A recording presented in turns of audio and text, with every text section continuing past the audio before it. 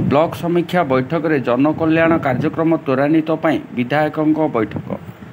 महांगा पंचायत समिति सभागृह में ब्लॉक प्रशासन पक्षर एक समीक्षा बैठक अनुष्ठित हो जाइछि। विधायक शारदा प्रधान मुख्य अतिथि भाव जोगदे ब्लॉक 37 पंचायत रे शिक्षा, स्वास्थ्य, गमनागमन, जल जोगाण, कृषि, खाद्य सुरक्षा, पक्का घर जोगाण, सामाजिक कल्याण, महिला और शिशु विकास योजनार वास्तव चित्र उपरे समीक्षा करथिले। समस्त विकासमूलक कार्यक्रम पाई ब्लॉक प्रशासन तल स्तर रे थिबा साधारण लोक मानक पाखरे पहुँचवाकू विधायक निर्देश देइथिले। ब्लॉक प्रशासन पक्षर नवनिर्वाचित विधायकों को भव्य स्वागत संबर्धना प्रदान करा जाइथला। निश्चित कहलु विश्वबल्लभ नंदन रिपोर्ट न्यूज ओडिशा।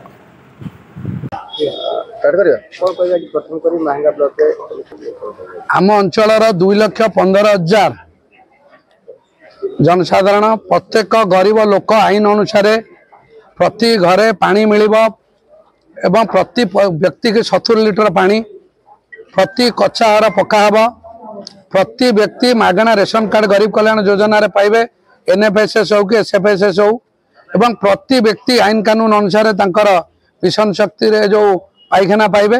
एवं आम अंचल विशेषकर जो बीएलएफ और जीपीएलएफ जो रिन्यू होनी पर्यंत तर्जमा करी करागला। से 2 वर्ष तो रिन्यू हवा कथा, 5 वर्ष है कार्यकार्यन से भाषा आरगला। विशेष कथा आम जो कार्यक्रम हाथ को नलु आम ब्लॉक 37 पंचायत 195 गाँव में जो ग्राम परिमल पैसाटा जाऊे स्वास्थ्य विभाग रू सेटा पर्याप्त परिमाण में सबू अंगनवाड़ी कर्मी द्वारा ग्राम सफाई हम वर्षा दिन पूर्वर एवं प्रति गाँव रोटा डाटाबेस करने आज स्वतंत्र निष्पत्ति निला।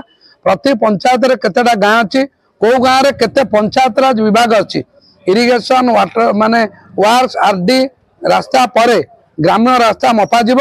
15 वर्ष भितर 2009 रु 2024 केते ढलई रास्ता होती तार मूल्य केते एवं बालांस केते रही ब्लॉक आगे मरा जीव पंचायत वारी सबू रास्ता को आम फेज वाइज 3 वर्ष भितर सब कच्चा रास्ता पक्का कर गोटे डाटाबेस करने प्रस्तुत कराला। आपण मैंने देखिए प्रति अंगनवाड़ी केन्द्र, primary school, high school, college माने sub centre, health, PHC, CSC और सबू RI office, police station, tehsil, block सबू कार्यालय को माने लाइन विद्युत संजयकरण करा जिवो, सबू कार्यालय को ढलई रास्ता करा जिवो, सबू कार्यालय को विशुद्ध पानीय जल जोगाई जिवो। ए आलोचना करागला।